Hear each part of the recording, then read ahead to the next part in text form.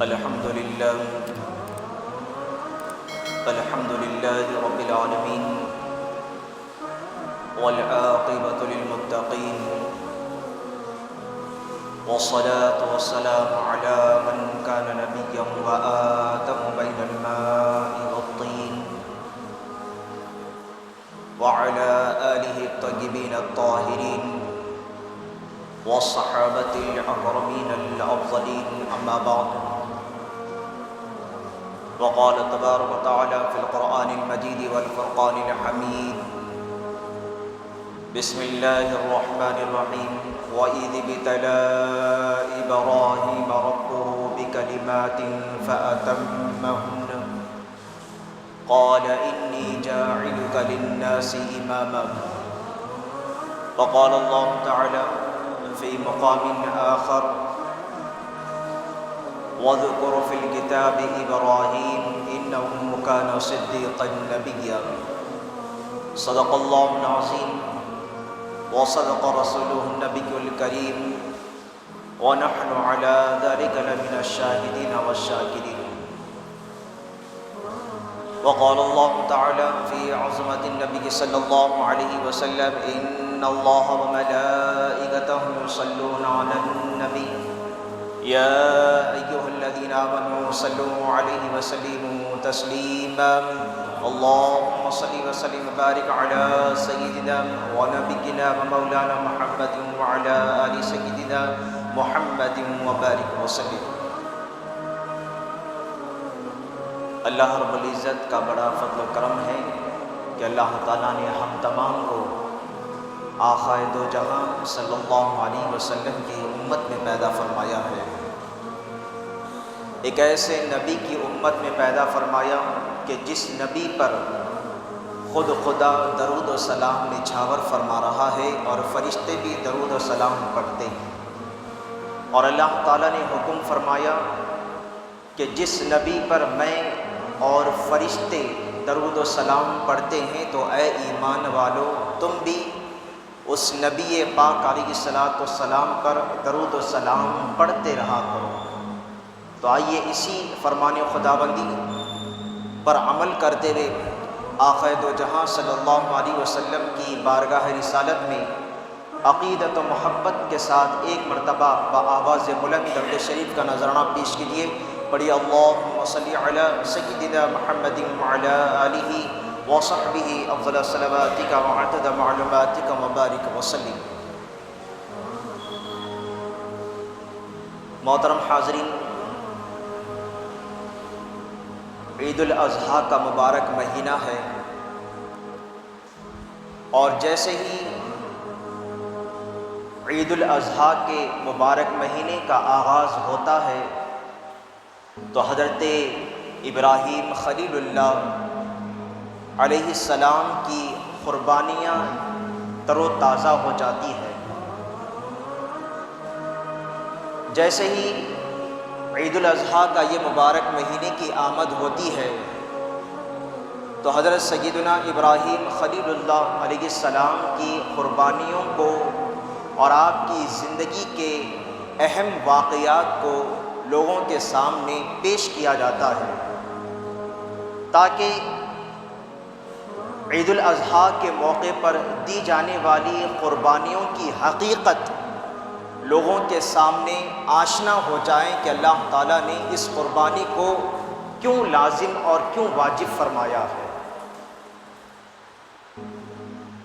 اللہ تبارک و تعالیٰ نے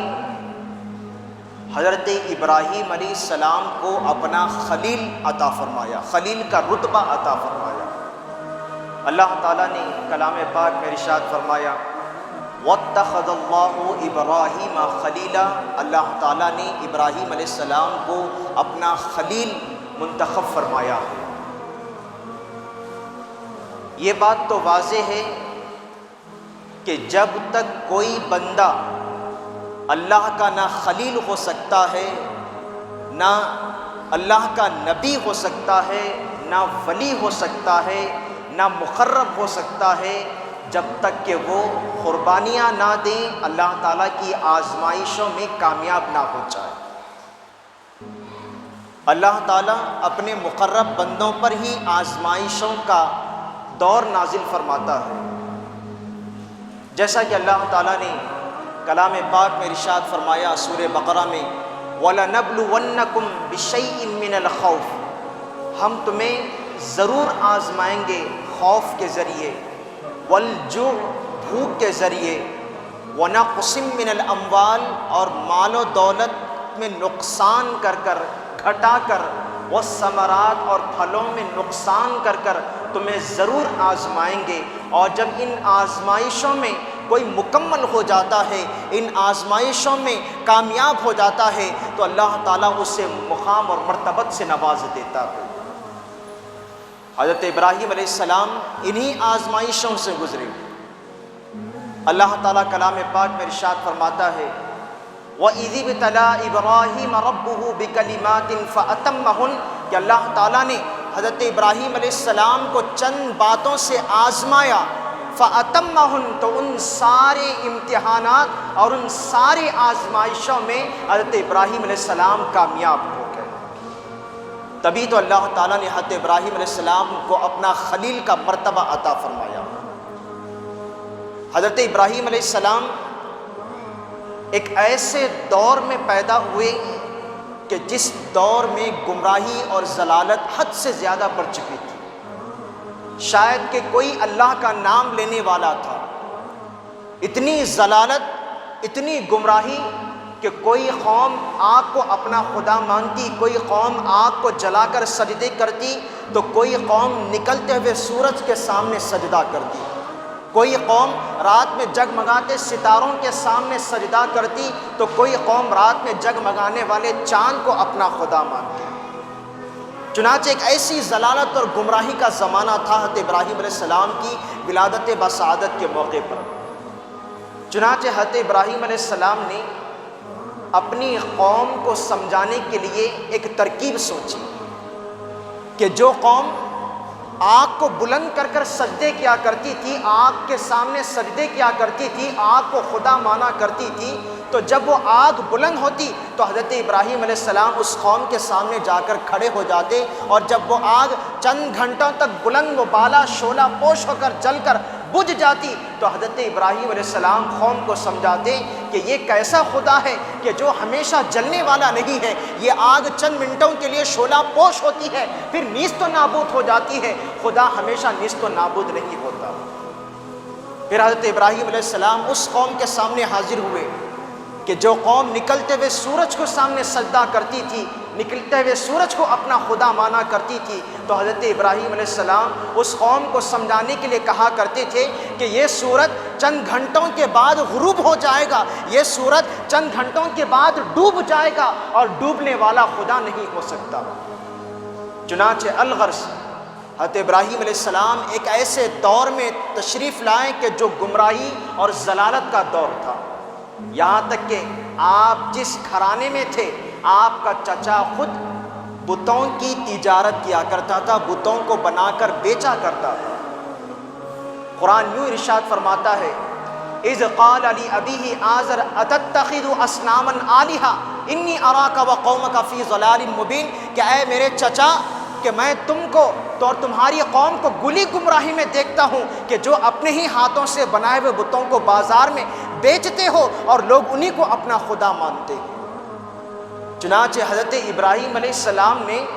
اپنے گھر سے دین اسلام کی تبلیغ کا آغاز فرمایا، اپنے چچا سے کہا کہ تم انہی اپنے ہاتھوں سے بنائے ہوئے بتوں کو اپنا خدا کا درجہ دیتے ہو، خدا کا درجہ دیتے ہو، بلکہ یہ تمہاری ہاتھوں سے بنائے ہوئے ہیں۔ حضرت ابراہیم علیہ السلام اپنے چچا سے کئی مرتبہ ٹکراؤ کیا، اس معاملے میں کئی بحث و تکرار ہوئے۔ حضرت ابراہیم علیہ السلام نے اپنے گھر سے دین اسلام کی تبلیغ کا آغاز فرمایا ہے۔ اس میں نقطہ نظر یہ ہے کہ ہر مسلمان کو چاہیے کہ دین اسلام کی تبلیغ کا آغاز کرنا ہو تو پہلے اپنے گھر سے کرے، دوسروں کے گھر تک دین اسلام کی تبلیغ تک پہنچانے کا کام پہلے خود اپنے گھر سے کرنا چاہیے، بعد میں دوسروں کے گھر پہنچانا چاہیے، کیونکہ انسان کے تعلق سے پہلے اس کے گھر کے تعلق سے پوچھا جائے گا کہ تو نے اپنے گھر کی عورتوں کو کتنے اسلام کی دعوت دی ہے، کتنی مرتبہ نماز پڑھنے کا حکم دیا ہے، اپنے بچوں کو کیسی تربیت دی ہے۔ ہر انسان سے اس کے گھر کے بارے میں ضرور پوچھا جائے۔ چنانچہ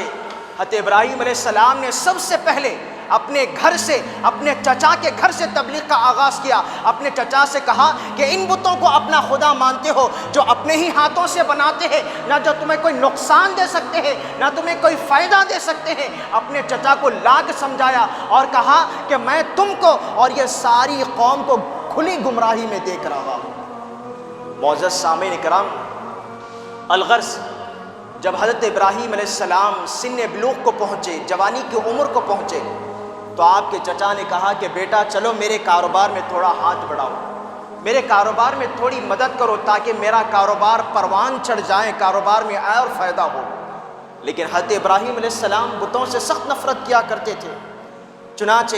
ایک مرتبہ حضرت ابراہیم علیہ السلام کے ہاتھ میں آپ کے چچا نے بت کو تھما دیا، کہا کہ بازار میں فروخت کرنے چلیں، تو حضرت ابراہیم علیہ السلام نے اس بت کو غلاظت کے پانی میں ڈبو کر لوگوں سے کہا کہ خرید لو جس کو خریدنا ہے، یا تمہیں نقصان نہیں دے سکتا ہے نہ ہی تو تمہیں فائدہ دے سکتا ہے، کہ جب اسے گندے پانی میں ڈبو دیا جا رہا ہے، یہ خود اپنی مدد نہیں کر سکتا تو تمہیں کہاں کی تمہاری مدد کر سکے گا، تمہیں نہ نقصان دے سکتا ہے نہ فائدہ دے سکتا ہے، پھر ایسے بتوں کو اپنا خدا کیوں مانتے ہو؟ چنانچہ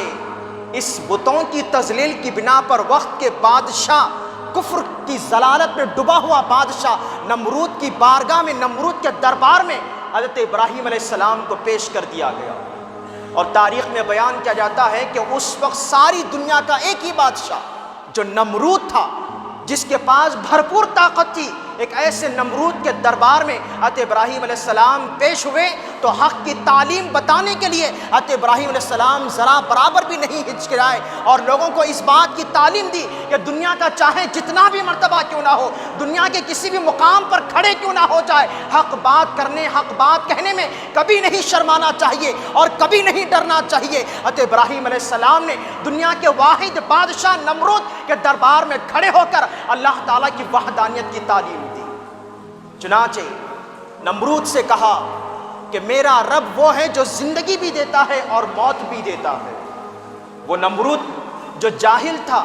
موت دینے اور زندگی دینے کے مطلب کو نہیں سمجھ سکا، اس نے کہا کہ میں بھی زندگی دے سکتا ہوں اور میں بھی کسی کو موت دے سکتا ہوں۔ چنانچہ نمرود نے اپنے قید خانے سے ایک ایسے شخص کو بلایا جسے کل پھانسی دی جانے والی تھی، جسے کل موت دی جانے والی تھی، پھانسی دی جانے والی تھی۔ چنانچہ نمرود نے کہا کہ دیکھو یہ ایک ایسا ملزم ہے، کل اسے سزا ہونے والی ہے، اسے موت دی جانے والی ہے، لیکن میں اسے رہا کر دیتا ہوں، اسے زندگی دے دیتا ہوں۔ چل اسے موت ہونے والی ہے لیکن میں اسے اب زندگی دے رہا ہوں۔ اپنے دربار میں سے ایک آدمی کو بلایا جو بالکل ملزم نہیں تھا، بلکہ قیدی بھی نہیں تھا، کچھ قیدی نہیں تھا، بلکہ حضرت ابراہیم علیہ السلام کے سامنے اسے بلا کر اسے موت کی سزا دے دی۔ حضرت ابراہیم سے کہنے لگا کہ دیکھو کہ جس کے حق میں موت کی سزا تھی میں اسے زندگی دے دی، اور جسے معلوم نہیں تھا کہ وہ کب مرنے والا ہے میں نے اس کے حق میں موت دے دی۔ چنانچہ نمرود یہ جاہل جواب دینے لگا۔ چنانچہ حضرت ابراہیم علیہ السلام نے کہا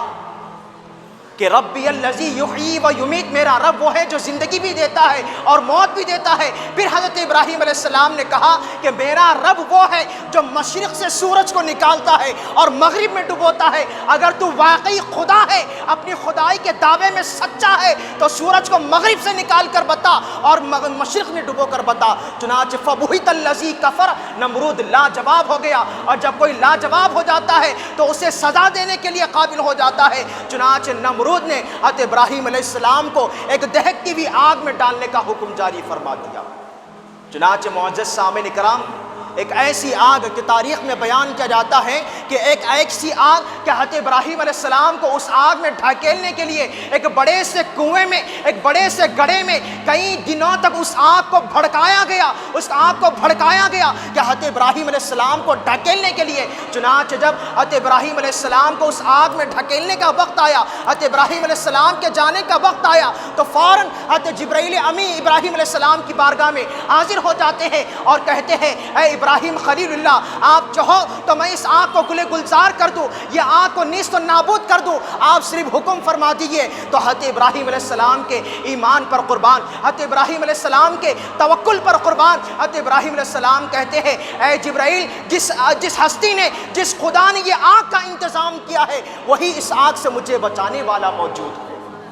چنانچہ معزز سامعین اکرام، جیسے ہی حضرت ابراہیم علیہ السلام اس آگ میں کود پڑے تو اللہ تبارک و تعالیٰ نے حکم جاری فرما دیا کہ قلنا یا نار کونی بردا وسلاما علی ابراہیم، کہ اے آگ حضرت ابراہیم علیہ السلام پر ٹھنڈی ہو جا، اتنی ٹھنڈی بھی نہ ہو جا کہ تیری ٹھنڈک حضرت ابراہیم علیہ السلام کو نقصان دے، بلکہ اتنی ٹھنڈی ہو جا کہ سلامت والی بھی ٹھنڈی ہو جا۔ چنانچہ معزز سامعین اکرام، اسی لیے کسی شاعر نے کیا خوب فرمایا ہے کہ آج بھی آگ کر سکتی ہے انداز گلستاں پیدا، آج بھی آگ کر سکتی ہے انداز گلستاں پیدا، اگر ابراہیم سا ایماں پیدا ہو۔ تو معزز سامعین اکرام، حضرت ابراہیم علیہ السلام کہ جن کو اللہ تبارک و تعالیٰ نے اپنا خلیل بنایا ہے، جب اللہ تبارک و تعالیٰ نے حضرت ابراہیم علیہ السلام کی شان میں فرمایا وَاتَّخَذَ اللَّهُ إِبْرَاهِيمَ خَلِيلًا، کہ اللہ تبارک و تعالیٰ نے حضرت ابراہیم کو اپنا خلیل بنایا، تو فرشتوں نے عرض کیا کہ مولا حضرت ابراہیم علیہ السلام تیرے خلیل ہے؟ تو اللہ تعالیٰ نے فرمایا کہ ہاں ابراہیم میرے خلیل ہے، میرے دوست ہے۔ اللہ تعالیٰ نے حضرت ابراہیم علیہ السلام کو اتنی دولت سے نوازا تھا کہ آپ کے پاس بے شمار بکرے اور بکریاں تھیں، اور گائے، بیل، بھینس کئی زیادہ تھے کہ جن کو شمار نہیں کیا جاتا تھا، اور کئی اونٹ بھی عطا فرمائے کہ جنہیں گنا نہیں جاتا تھا۔ اتنی تعداد میں آپ کے پاس بکریاں تھیں، اتنی تعداد میں بیل، گائیں، بھینس اور اونٹیں رہا کرتے تھے۔ تو فرشتوں نے عرض کیا کہ مولا کہ جن کے پاس اتنی دولت ہو اسے تجھے اپنا خلیل تو بنانا ہی ہے۔ چنانچہ اللہ تعالیٰ نے فرشتوں سے فرمایا کیا تم حضرت ابراہیم کو آزمانا چاہتے ہو؟ اللہ تعالیٰ نے فرمایا کہ ابراہیم میرے دوست ہے۔ تو فرشتوں نے وہاں پر یہ کہا کہ جن کے پاس اتنی دولت ہو اسے تو تیرا خلیل بننا ہی چاہیے۔ چنانچہ اللہ تعالیٰ نے فرمایا کہ جاؤ میرے ابراہیم کو آزما لو، کہ میں نے انہیں خلیل کا لقب، خلیل کا رتبہ یوں ہی عطا نہیں فرمایا، آزمانا چاہتے ہو تو جا کر آزما لو۔ چنانچہ ایک فرشتہ کہ حضرت ابراہیم علیہ السلام ایک مقام پر کھڑے بیٹھے ہوئے تھے، آپ کے خادمین بھی موجود تھے، آپ کی بے شمار بکریاں، بکرے، بیل، گھائیں، بھینس اور اونٹیں چر رہے تھے۔ چنانچہ وہیں پر ایک فرشتہ کسی درخت کے پیچھے کھڑے ہو کر بڑی سنہری آواز میں سبحان اللہ والحمد للہ ولا الہ الا اللہ واللہ اکبر، یہ تسبیح بڑی سنہری آواز میں گنگنا رہا تھا۔ آپ اندازہ لگائیے آج دنیا میں ایسے اللہ تعالیٰ کے بہت سارے مقرب اور حافظ قرآن ہیں کہ جب وہ قرآن کی تلاوت کرتے ہیں تو دل کو بڑا سکون ملتا ہے۔ جب بندوں کی آواز میں یہ تاثیر ہے تو اللہ کی نورانی مخلوق جب فرشتے خدا کی تسبیح کریں تو کتنی مٹھاس ہوگی۔ چنانچہ ایک فرشتہ کسی درخت کے پیچھے بیٹھ کر سبحان اللہ والحمد للہ ولا الہ الا اللہ واللہ اکبر کہہ کر اللہ کی تسبیح بیان کرنے لگا۔ یہ آواز حضرت ابراہیم علیہ السلام کے کانوں سے ٹکرائی تو حضرت ابراہیم علیہ السلام چاروں طرف دیکھنے لگے کہ کون بندہ ہے اتنی سنہری الفاظ میں، اتنے میٹھے انداز میں میرا رب کا ذکر کر رہا ہے، بڑا سکون نصیب ہو رہا ہے۔ چنانچہ یہ آواز کو سنتے ہوئے حضرت ابراہیم علیہ السلام چاروں طرف دوڑ لگاتے ہیں، چاروں طرف دیکھتے ہیں پھر کوئی نظر نہیں آتا۔ کئی مرتبہ دوڑ لگانے کے بعد ایک جھاڑ کے پیچھے، ایک درخت کے پیچھے ایک فرشتہ نما جو انسانی شکل بنا کر اللہ تعالیٰ کی بڑی میٹھی آواز میں سبحان اللہ والحمد للہ ولا الہ الا اللہ اللہ اکبر کہہ کر ذکر کر رہا ہے، تو حضرت ابراہیم علیہ السلام وہاں پر حاضر ہو جاتے ہیں تو وہ بندہ اللہ کا ذکر بند کر دیتا ہے۔ پھر حضرت ابراہیم علیہ السلام پوچھتے ہیں کہ اے خدا کے بندے اللہ تعالیٰ کا ذکر کرو، مجھے بڑا لطف آتا ہے، بڑا سکون ملتا ہے۔ تو وہ فرشتہ نما جو انسانی شکل میں ہے وہ کہنے لگتا ہے کہ اب تک میں اپنی مرضی سے ذکر کر رہا تھا، لیکن اب ذکر کروں گا تو اجرت لوں گا، کچھ رقم لوں گا۔ چنانچہ حضرت ابراہیم علیہ السلام نے فرمایا میرے رب کا ذکر مجھے سننا ہے، بتاؤ تم کیا حاصل کرنا چاہتے ہیں، کیا لینا چاہتے ہیں، کتنی رقم لینا چاہتے ہیں؟ تو وہ فرشتہ نما انسان کہنے لگا کہ یہ تمہارے جتنے بکریاں نظر آ رہی ہے یہ ساری بکریاں مجھے دے دو، میں اللہ کا ذکر تمہیں پڑھ کر سنا دوں گا۔ حضرت ابراہیم علیہ السلام نے کہا کہ بس اتنی سی بات ہے، جاؤ میری ساری بکریاں لے لو، خود میرے رب کا ذکر سنا دو۔ چنانچہ وہ فرشتہ پھر بڑے سنہری الفاظ میں، بڑے سنہرے انداز میں اللہ جل شانہ کا ذکر کرنے لگا، سبحان اللہ والحمدللہ ولا الہ الا اللہ واللہ اکبر۔ کچھ دیر کے بعد پھر وہ فرشتہ نما انسان خاموش ہو گیا۔ پھر حضرت ابراہیم علیہ السلام کہنے لگے پھر کیوں خاموش ہو گئے؟ مجھے بڑا لطف آ رہا ہے، میں جتنا بھی سنے کم ہے میرے رب کا ذکر، بڑا سکون نصیب ہو رہا ہے، تم ذکر کرتے جاؤ۔ وہ فرشتہ نما انسان کہتا ہے بس یہی رقم ختم ہو گئی، میں اور اجرت چاہتا ہوں، اور رقم لینا چاہتا ہوں۔ تو حضرت ابراہیم بیان فرماتے ہیں کہ بتاؤ تمہیں اور کیا چاہیے؟ وہ فرشتہ نما انسان کہتا ہے کہ یہ جتنے بیل گھاس، بیل گائے جتنے ہیں یہ سارے مجھے دے دو۔ حضرت ابراہیم علیہ السلام کہنے لگے کہ بس اتنی سی بات ہے، جاؤ تم نے بکریاں تو لے لی، اب سارے بھینس گائے بیل یہ بھی تم لے لو، میرے رب کا ذکر پڑھ کر سنا دو۔ چنانچہ وہ فرشتہ پھر یوں ہی اللہ تعالیٰ کا ذکر سناتا رہا کچھ دیر کے لیے، پھر خاموش ہو گیا۔ پھر حضرت ابراہیم علیہ السلام نے کہا کہ میرے رب کا ذکر سناتے جاؤ، میں رب کا ذکر سننا چاہتا ہوں، میرے رب کا ذکر سننا چاہتا ہوں۔ وہ فرشتہ نما انسان کہتا ہے کہ مجھے اور اجرت چاہیے۔ غور فرمائیے حضرت ابراہیم علیہ السلام کی آزمائش ہو رہی ہے، وہ فرشتہ کہہ رہا ہے کہ مجھے اور اجرت چاہیے۔ تو وہ فرشتہ کہتا ہے کہ جب اور اجرت چاہیے تو حضرت ابراہیم کہتے ہیں کہ بتاؤ تمہیں اور کیا چاہیے؟ وہ کہتا ہے کہ جتنے تمہارے اونٹ چر رہے ہیں یہ سارے اونٹ بھی مجھے دے دیا جائے۔ تو حضرت ابراہیم علیہ السلام کہتے ہیں کہ جاؤ میری ساری بکریاں، میرے سارے جانور، یہاں تک کہ اونٹ بھی تمہارے ہیں، میرا رب کا ذکر چند منٹ تک سنا دو۔ چنانچہ وہ فرشتہ یوں ہی رب کا ذکر سناتا رہا، پھر خاموش ہو گیا۔ تو وہ فرشتہ کہتا ہے کہ اب تمہارے پاس کچھ باقی نہیں رہا، تمہاری اجرت میں یہی اتنا ہی ذکر سننا تھا۔ چنانچہ حضرت ابراہیم علیہ السلام کہتے ہیں کہ جب تم نے ساری بکریوں کو لے لیا، سارے جانوروں کو لے لیا، سارے اونٹوں کو لے لیا، اب اتنے جانوروں کو چرانے کے لیے تمہیں کوئی چرواہے کی ضرورت ہوگی، اتنے جانوروں کی حفاظت کرنے کے لیے کوئی آدمی کی ضرورت ہوگی، تو مجھے تم ان جانوروں کی حفاظت کے لیے رکھ لو، میں تم سے کوئی اجرت نہیں لوں گا، بس میں تمہارے جانوروں کو چراتا رہوں گا اور تم ذکر کرتے جاؤ، میرے رب کا ذکر تم سے سنتا جاؤں گا۔ چنانچہ معزز سامعین کرام،